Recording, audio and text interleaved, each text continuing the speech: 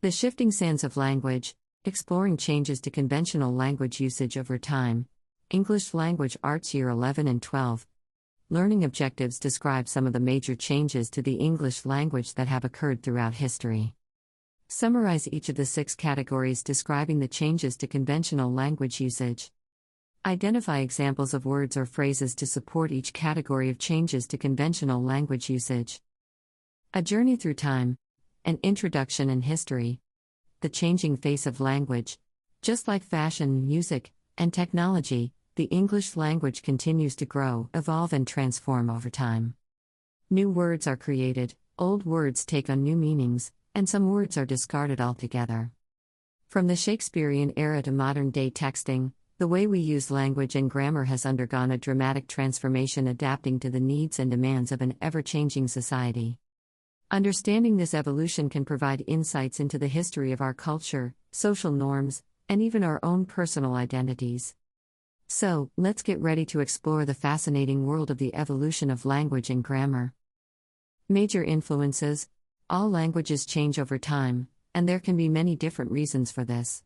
Some of the primary factors that have shaped the evolution of language include the movement of people across countries and continents, like migration and colonization. Speakers of one language coming into contact with those who speak a different one. New vocabulary required for inventions and technology, such as transport, electrical appliances, and industrial equipment, or for cultural and social changes, such as sports, entertainment, and leisure activities. A quick history. Middle English, emerged from 11th century until 15th century, saw the introduction of French and Latin words into the language. Early Modern English, emerged in the 16th century, more Latin and Greek words added to the language, also influenced by the Renaissance and Scientific Revolution. Old English, also known as Anglo-Saxon. Spoken from around 450 AD to 1100 AD. Heavily influenced by Germanic languages and Latin, the Great Vowel Shift occurred during the 15th century, changed the way vowels were pronounced. Modern English, the language spoken today, influenced by many languages and cultural changes over time, including the rise of technology and globalization. Archaic words. An archaic word is a word that is no longer commonly used in contemporary language or has fallen out of use entirely. These words may have been in common usage at one point in history, but have now been replaced by newer or more commonly used words. Archaic words can often be found in literature from past eras, historical documents, or legal texts. Example: thou, thee, ye, hither, thine, ere, anon, whence, oftentimes. Neologisms. A neologism is a newly coined word or phrase that has not yet been widely accepted in the mainstream language. It can be a completely new word or a new usage of an existing word. Neologisms often arise to describe new concepts or developments in technology, culture, or society. They can also be created for the purpose of humor, satire, or artistic expression. Neologisms can be controversial and may take time to be widely adopted, if they are adopted at all. Example: remote learning, doom scrolling, digital nomad, trauma dumping, vape, woke, hangry, ghosting, and adulting. Can you brainstorm any more examples of neologisms that were created in the last year or two? Do you know anything about how or why these words emerged? Breaking the mold. Categories of common usage changes. For the purpose of understanding changes to conventional usage, and identifying them wherever they're encountered, we have split these changes into a few distinct categories. They are analogous words, borrowed words, contested conventions, cultural reflections. Economical words, shifts in communication methods. Analogous words. Analogous words are words that have similar meanings or relate to each other in some way. They are often used interchangeably but may have slight differences in connotation or usage. For example, happy and joyful are analogous words because they both convey positive emotions, but happy may be used in a wider range of contexts than joyful. Some words can come into existence or become forgotten because of their similarity in structure or usage to other words. Examples. An example of a forgotten analogous word is rudesby, which was used as a counterpart to the word gentleman. Another example is apricity, which was used to describe the warmth of the sun in winter, similar to the word heliophilia used today. An example of a newly created analogous word is infobesity, which refers to the excessive amount of information we consume, similar to the term obesity used for excessive body weight. Borrowed words. Borrowed words, also known as loanwords, are words that are adopted from one language and used in another language. These words are usually taken from languages that have had a significant influence on the borrowing language, such as Latin, Greek, French, or Arabic. Borrowed words can range from simple nouns to complex technical terms and can be found in almost every language. The process of borrowing words is a natural part of language evolution and is driven by factors such as cultural exchange, trade, and migration. Guess the origin. See if you can guess the origins of these examples of borrowed words.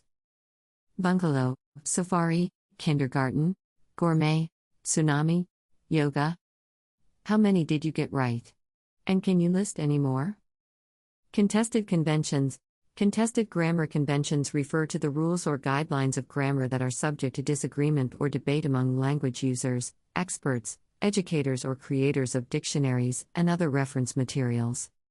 These conventions may vary depending on factors such as geography, culture, education, and personal preferences, and may be challenged by those who advocate for alternative structures or patterns. Some conventional usages still persist in everyday conversation or informal language. Example: the Oxford comma. The Oxford comma, also known as the serial comma, is used before the conjunction, a list of 3 or more items. For example, in the sentence I need to buy eggs, milk, and bread, the Oxford comma is the comma after milk. Those against it argue that it can lead to confusion and alter the intended meaning of a sentence. Supporters of the comma believe that it can prevent ambiguity and make the sentence clearer. Ultimately, whether or not to use the Oxford comma is a matter of personal preference and style. Example: beginning with conjunctions. Beginning a sentence with a conjunction, such as and or but, is contested because it is traditionally viewed as a grammatical error. However, many modern style guides and linguists argue that it is acceptable to use conjunctions at the beginning of a sentence for stylistic effect. An example might be, and yet, despite his best efforts, he still couldn't shake the feeling of unease, or but wait, there's more. If you order now, you'll receive a free gift. Using conjunctions in this way can create a more conversational tone and can also be used to create a sense of continuity with the preceding sentence. Ultimately, whether or not to use conjunctions at the beginning of a sentence is a matter of personal preference and stylistic choice. Example: split infinitives. A split infinitive is a grammatical construction where an adverb or adverbial phrase is inserted between the particle to and the verb in an infinitive. For example, the phrase to boldly go is a split infinitive because boldly splits the infinitive to go. Some argue that split infinitives are grammatically incorrect because they violate traditional rules of grammar.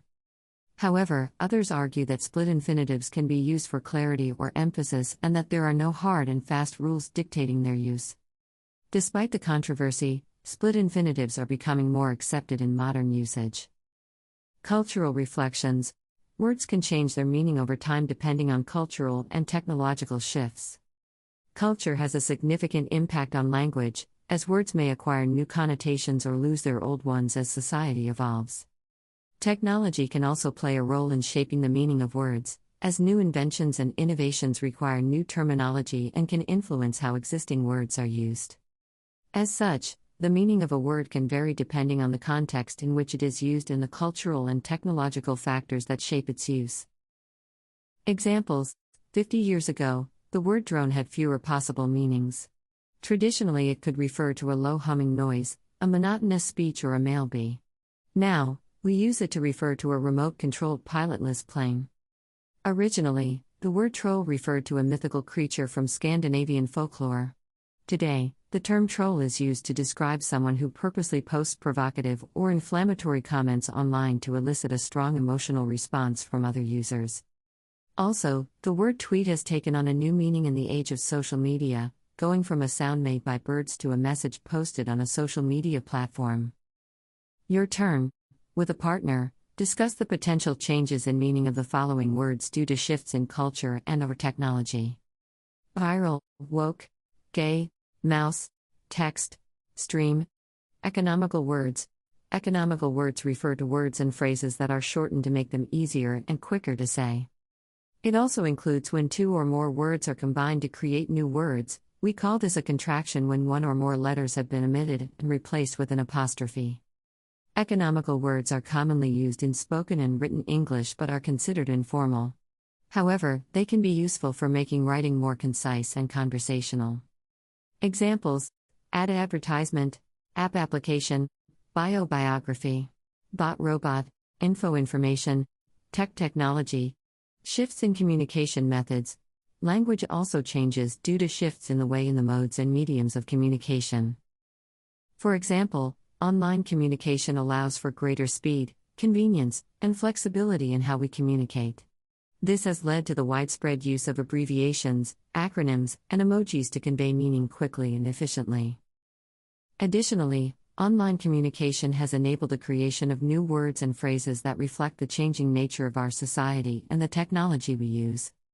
Examples: selfie, first coined in 2002 to describe a self-portrait photograph, although it didn't become widely popular until the rise of social media in the mid-2010s. Cyberbullying, first coined in the early 2000s, although the phenomenon itself has existed for much longer due to the rise in technology and social media. Clickbait, a similar timeframe to cyberbullying. This term is used to describe online content that is sensational or misleading in order to attract attention and generate clicks. Podcast, first coined in 2004, combining the words iPod, a popular portable media player at the time, and broadcast. To conclude, further changes to conventional usage of the English language are inevitable and reflect the dynamic nature of language as a whole. The future of the English language will undoubtedly continue to evolve as it becomes increasingly globalized and influenced by technology. However, it is still important to remember the value of preserving the rich history. As we move forward, let us strive to use language in a way that promotes understanding, inclusivity, and effective communication. Sources: